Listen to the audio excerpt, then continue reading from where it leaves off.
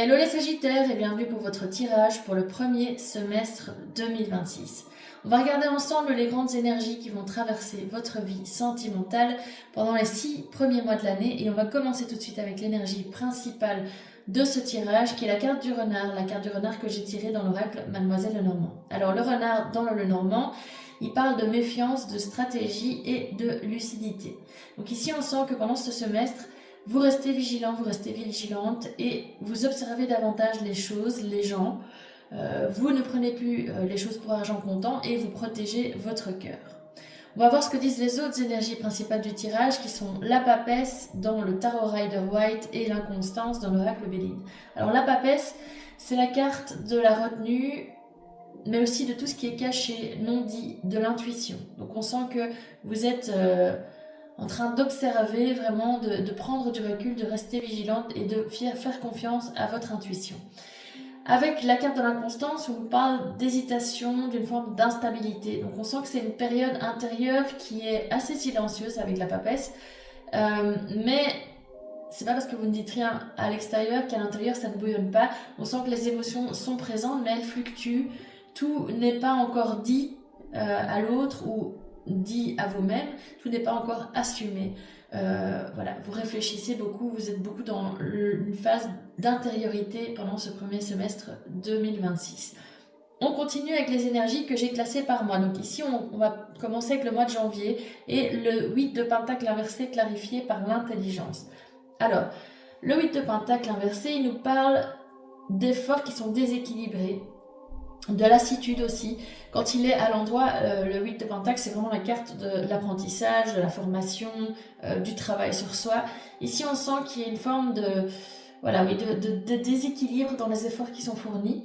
Et l'intelligence, elle nous parle de lucidité et aussi de compréhension d'une situation ou d'un lien. Donc on sent ici que pendant le mois de janvier, vous réalisez peut-être que vous donnez trop, sans avoir en retour, ou en tout cas pas avoir la même équivalence, on va dire. Et il y a une forme de prise de conscience chez vous qui vous aide à ajuster la manière dont vous vous investissez dans vos relations affectives de manière générale ou dans un lien en particulier. Avec la tempérance en février qui est clarifiée par l'accident. Là, la tempérance, c'est la carte aussi de la recherche de l'équilibre, c'est la carte de l'adaptation, ça peut être la carte de la guérison, surtout si on nous parle d'un accident ici. L'accident, c'est un peu une carte qui rejoint la tour, donc c'est un imprévu, une rupture dans le rythme habituel. Donc on sent qu'il y a une tentative d'harmonisation chez vous, d'équilibrer une situation qui est perturbée par quelque chose, un événement inattendu qui vient bousculer justement cet équilibre en février. Il est aussi possible, donc, comme je vous le disais, qu'il y ait une forme de guérison après un accident ou après quelque chose de brutal qui s'est produit pour vous ou de manière générale dans votre vie sentimentale. Alors, avec le cavalier de Pentacle inversé, clarifié par le malaise pour le mois de mars, là on nous parle d'un manque de stabilité en fait. Le cavalier de Pentacle, c'est quelqu'un qui normalement avance de manière lente vers son objectif. Quand il est inversé, il y a quelque chose qui bloque. Et avec ce malaise, carte du malaise, on sent qu'il y a un inconfort, quelque chose qui est latent, une tension un peu latente. Il y a une forme de lien de base en fait dans un lien qui ne sont pas assez solides. Il y a un malaise qui s'installe chez vous, un sentiment de déséquilibre affectif. On le sent déjà en janvier et même si en février on sent qu'il y a une tentative de rééquilibrer les choses, ces énergies se poursuivent en mars avec ces deux cartes.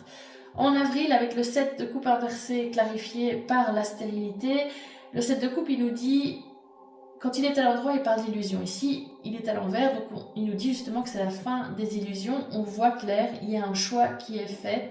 Avec la stérilité, on nous parle de stagnation, d'absence d'évolution dans une situation ou dans votre vie sentimentale de manière générale.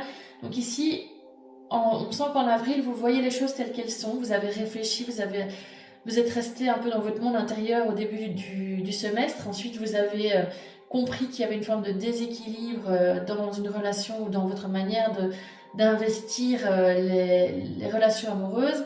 Et en avril, on sent que vous prenez vraiment conscience de tout ça en fait, que vous voyez les choses telles qu'elles sont et que la situation, vous voyez qu'il y a une forme de stérilité, qu'elle évolue plus et elle vous pousse à faire un choix, cette situation, un choix clair. En mai, avec le 9 de Pentacle clarifié par la paix, là, le 9 de Pentacle, ça nous parle de dépendance affective, quand il est inversé en tout cas, de fragilité. Et la paix, elle parle de sérénité retrouvée, d'apaisement, etc., de retrouver la paix en quelque sorte. Donc ici, on sent que vous êtes quelqu'un qui avait besoin d'une grande forme de sécurité intérieure. Vous devez vous sentir en sécurité de manière générale dans un lien. Et ici, on sent avec la carte de la paix que vous retrouvez ce calme intérieur, que vous retrouvez une forme d'autonomie émotionnelle que vous aviez peut-être perdue l'année passée ou dans les mois qui ont précédé. En tout cas, voilà, il y a une forme de... Même s'il y a cette dépendance affective, cette fragilité, on sent que la paix petit à petit commence à revenir, probablement suite au fait que vous ayez pris cette décision en avril, que vous ayez fait un choix clair. Et en juin, avec le chariot clarifié par le despotisme, alors le chariot, il nous parle d'avancer, d'un mouvement. Il y a aussi une forme de décision dans le chariot. Le despotisme, il nous parle de rigidité, de contrôle. Donc ici, on voit qu'il y a votre volonté d'avancer, elle est très forte.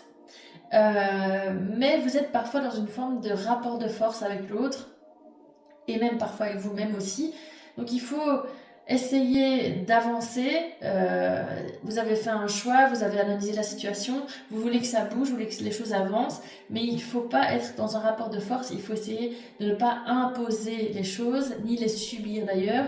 Il faut essayer de justement trouver cette balance avec la tempérance et voilà, un équilibre dans la manière dont vous donnez, dont vous recevez et dans la manière aussi dont vous voulez faire évoluer une situation, ne pas brusquer trop l'autre non plus. Donc ce premier semestre pour moi, les Sagittaires, il vous invite à faire preuve de discernement, de lucidité dans vos relations, d'écouter votre intuition avec cette papesse, de poser des limites claires aussi et de reprendre le contrôle de votre vie affective sans pour autant devenir un tyran. J'espère que cette guidance vous a plu. Si c'est le cas, n'hésitez pas à la liker, à la partager ou à la commenter et surtout à vous abonner à ma chaîne pour recevoir les prochains messages.